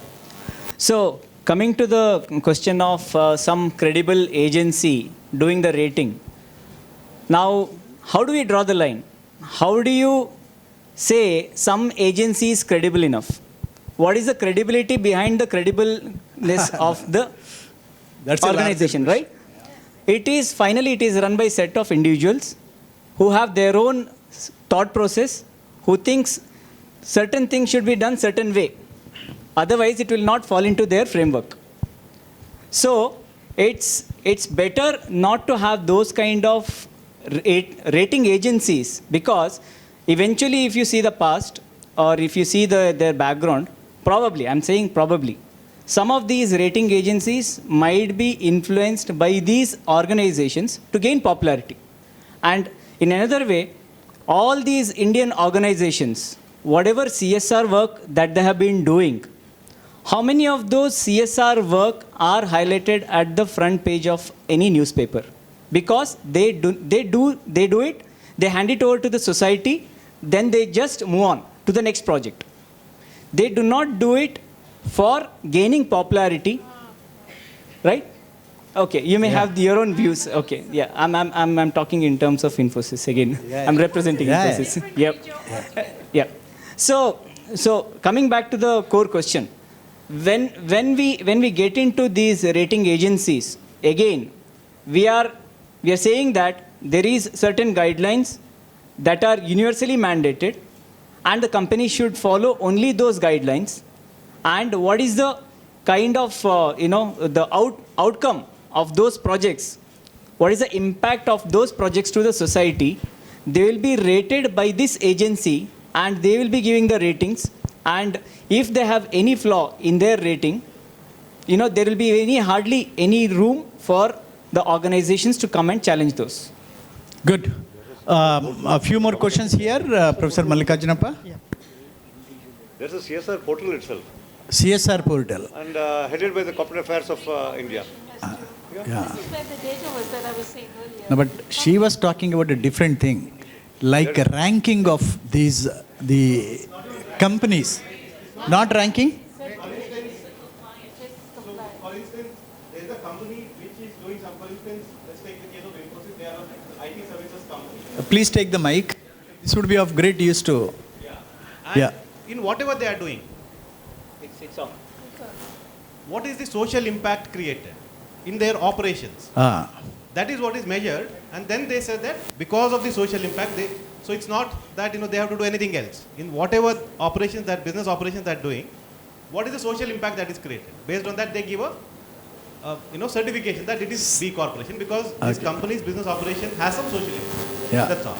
Indirectly giving some credit for, recognizing the work done in a scientific and professional way, right? So the question is, right now they can do 2% of CSR, but nobody knows the impact of that CSR. Yeah.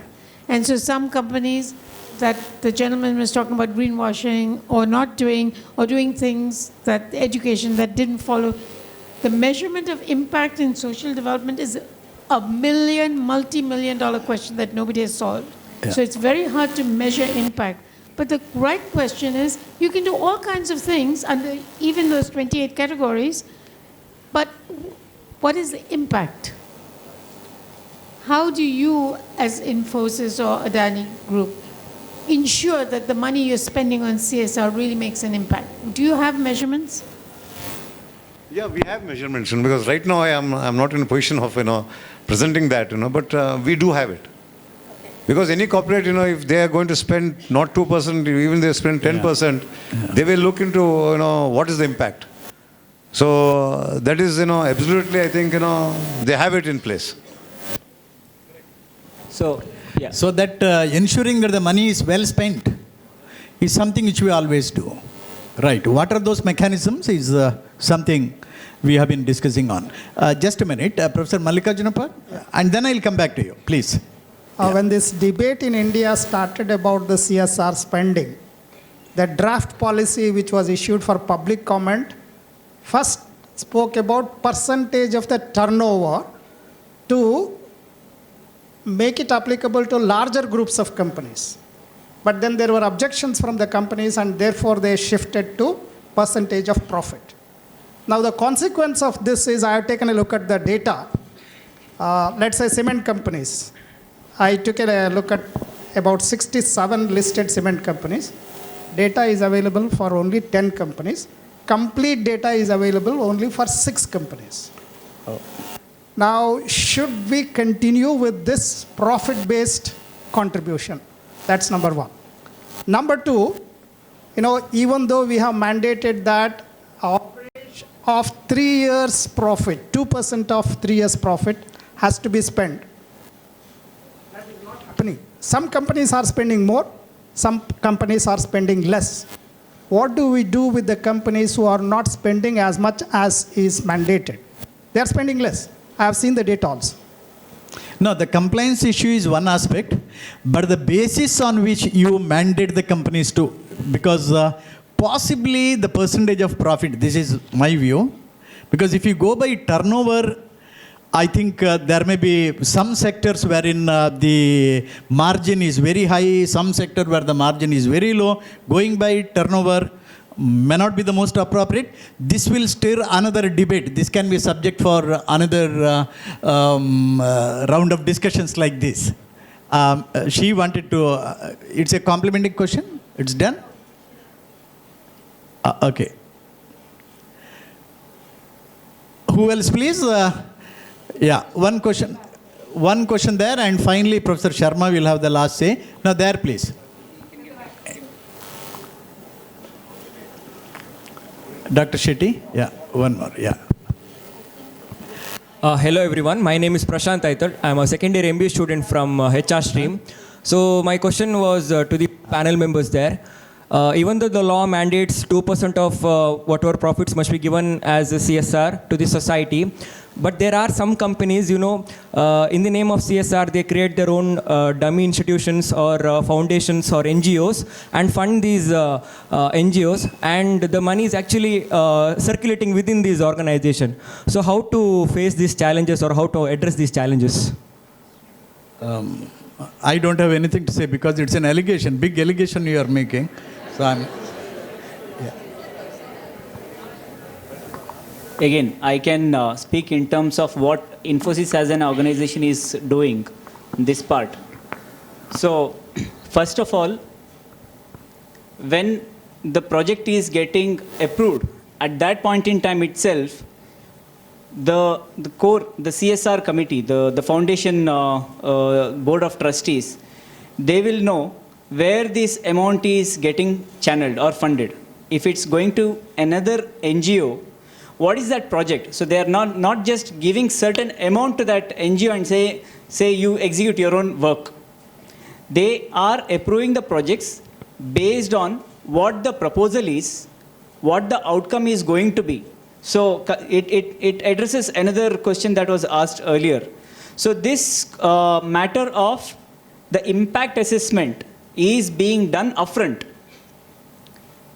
How many people are going to get benefited out of this? What is the end result out of this? So once this impact assessment is done, then the project is approved.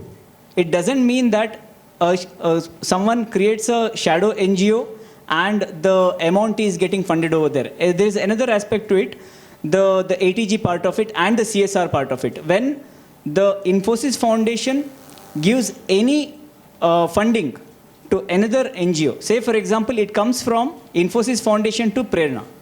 So we are a certified CSR unit and we have a government certification with us. Only with these criteria, the amount gets channeled or transferred. Now, when they transfer the amount, there is a memorandum of understanding, MOU, that is created between the two entities on a bond paper.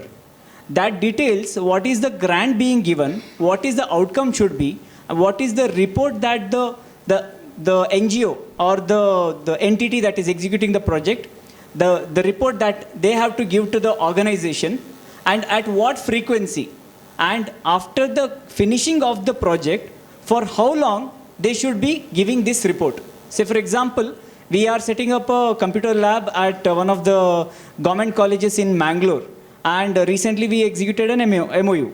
So there we have mentioned for next 3 years, after the implementation of this project, you have to give us statistics on how many students were benefited, what is the average attendance of the class, how many computer science students were there who had attended this lab, and what is the maintenance work that you have been receiving there, and what is the means of keeping this afloat for next 3 years. So this is the kind of framework that we have put together, which will ensure that the money that is given is utilized into those projects.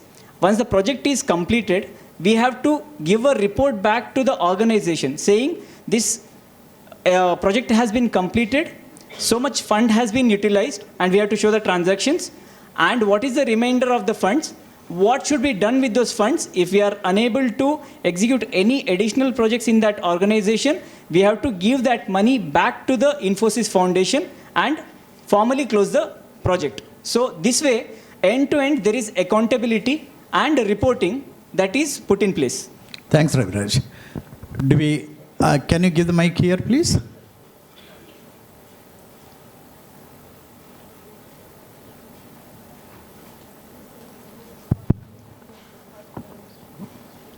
Mine is just a small question.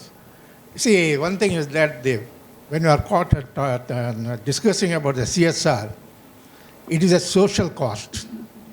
It is a social cost because the business is involved in using the lot of the externalities like the natural resources, the infrastructure development, everything. So we should not think that it should be part of the profit. It is a social cost. It should be part of the integral part of the cost structure and everything. It is this one. So it is not obligatory or something that's donation or charity that the business is giving. Because you are using all. As a result, the society has to get benefit. There is an issue conflict for this one is that most of the CSR now used as a supply led.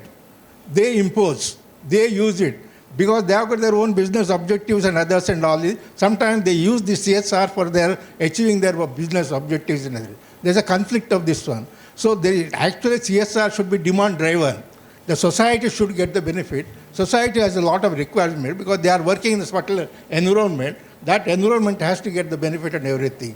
For future sustainability also, for the business sustainability as well as society sustainability, that is very essential. It has to be demand driven, not by the imposing. Now the foundation, most of the companies in India has established their foundation. They use it. They impose it. They don't look at the societal interest and everything. As a Kishore has pointed out, some local aspect has to be looked at. Where they are working, they have to be looked at. So the issues are fundamental. When you are issuing fundamental, how the CSR can be used, whether there's a social impact has been achieved, whether some rating has to be done, and along with the mandate, there should be some guidelines also. There is a guidelines also should be there how to use this CSR for the benefit of the society, not for the benefit of the company. Companies' interest is also served. By using the society, they will create more demand for their products, they may create more, and their sustainability of the business also depend upon the society's benefit and everything, and development and everything. So these are the issues, fundamental issues are involved in CSR. Thank you, Dr. Shetty, for your contribution to the discussions that we had here. Can I interrupt? Yeah, please. Yeah. Like Dr. Shetty said, see, sometimes what happens is, I have been I was a student leader once upon a time, and I have seen the other side of even against the corporation. Because when we started our industrial revolution in this district, we wanted the local youth to benefit, jobs, CSR and everything, like many of them said, not that, 100% you can be truthful. At least try to be 10% truthful out of the 100%. So end of the day, we foundations sometimes try to impose things. What I have felt is, we should leave it to the will of the people, will of the people representatives. Here what has happened is, when it came to villages, we have left, like we have infrastructure. We have a core budget of about 5 crores. I would have even got 10 crores at times. Now it's come down. So if it is 5 crores in a year, infrastructure is given like 2 crores for infrastructure. What we decide is like Mr. Raviraj said, or Professor Muratai said, we talk to the DC or we talk to the village panchayat.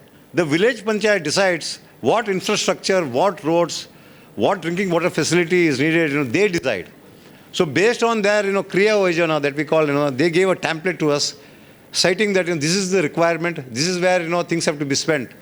And then, what happens is, a proposal comes to us. And we look into the proposal, and based on the proposal, there is a L1 and a L2, we have our own techno-commercial, department. Evaluation. Yeah. Evaluation. And then we even tell the villagers, the contractors of the local villages also to get involved, and also outsiders get involved. And the best one wins the award.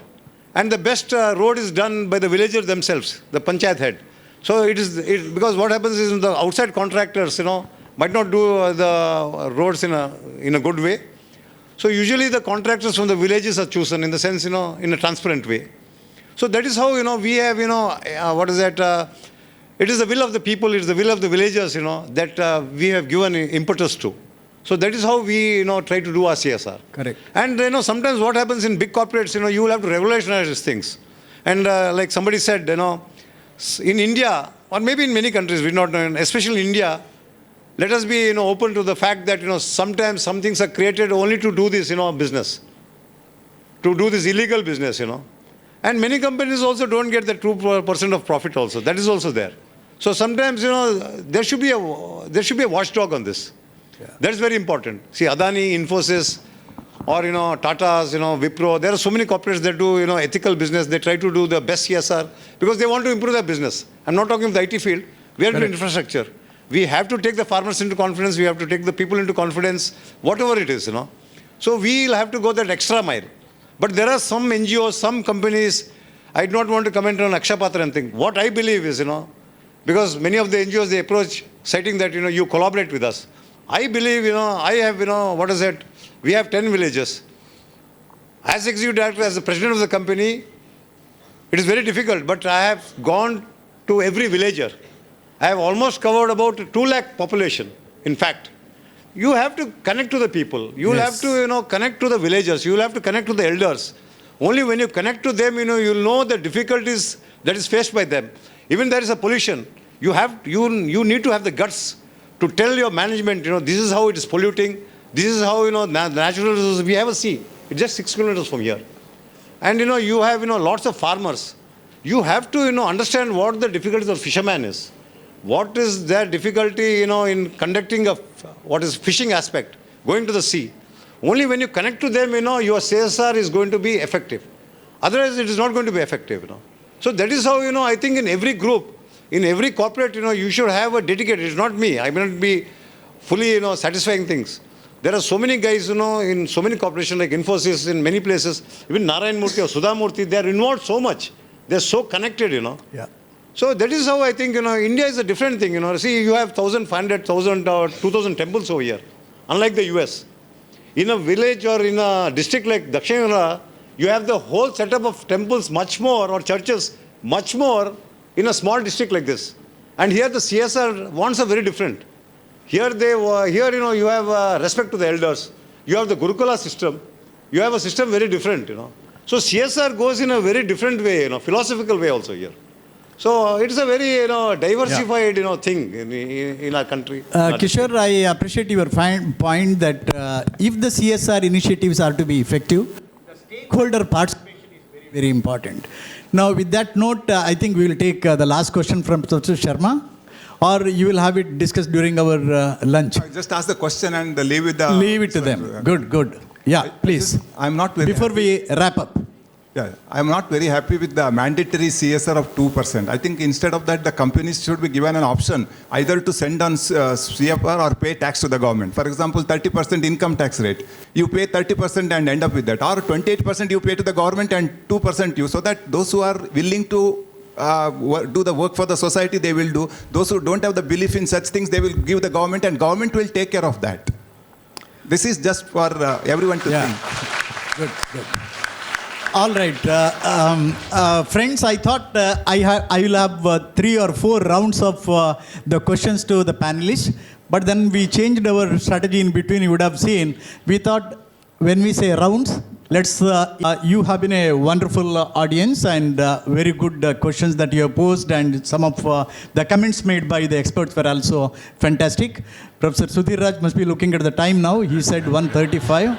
It's 1:40. I only wish to ask one last question to you. I mean, all the panelists. Do you think that CSR should become a course for all the MBA students?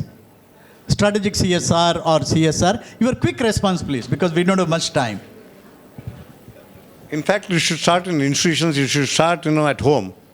So when it starts at home, it should be in an institution. Because CSR today is an integral, part of society. And, I think, not only students, everyone should be, responsible. Yeah. So that's good. it. Good. I'll just say 2 things. One, it's not about CSR, it's about giving. It should start from home. And, the personal Dhyayavakya that I follow is, Swantakke Swalpa, Samajakke Sarvasva. Good. Very good. Part for me, but everything else to the society. We should remember this. And at the same time, just one note here, we should always remember when in terms of this social responsibility, there's a fine line between NGO and a non-profit. So it's a very good topic for you to research upon. Yeah. NGO is not always a non-profit. They work for profit. So when you say NGO, they may not be doing good for the society altogether. They may be doing much good for themselves. So you have to choose your ways. Controversial statements at the end, but anyway, that's something to think about and debate about. Should CSR be a course? But I think there should be a course more important on philanthropy and engaging with social issues, so that students, even though they're studying about for-profits, should know what's happening in society outside their own little bubble. So yes, absolutely yes. Ram? I agree with everything they said, but I will add one more thing. Add ethics to the course. Yeah. Yeah, Dr. Sudhir, I hope you will take it very seriously and the university will support you if at all you are adding some more courses on this or progress with this area. At the end, I only wish to say, I'm sure Dr. Sudhir Raj will thank all, including me. But before that, let me thank you all. You have been a wonderful audience, and especially the a very balanced panel. We have corporate leaders, and also we have our very leading academician. Please give them a big round of applause. Thank you, ladies and gentlemen. Ladies and gentlemen, our prestigious Nitte deemed to be university takes pride in honoring our wonderful panelists with mementos. I cordially invite our Honorable Vice Chancellor, Professor Dr. Mudithaya Sir, to present mementos to Professor Dr. Femida Handy,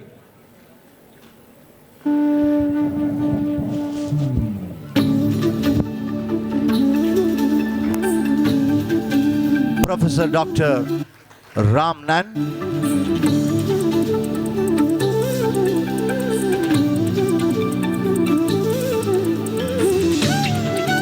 Shri Raviraj Verma,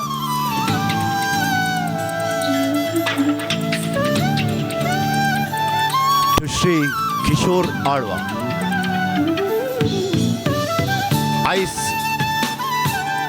to Shri Kishore Adwa. I sincerely thank all our eminent panelists and the moderator for their excellent deliberations on the theme. I also thank our wonderful audience for being so participative in this session. Ladies and gentlemen, the session got over.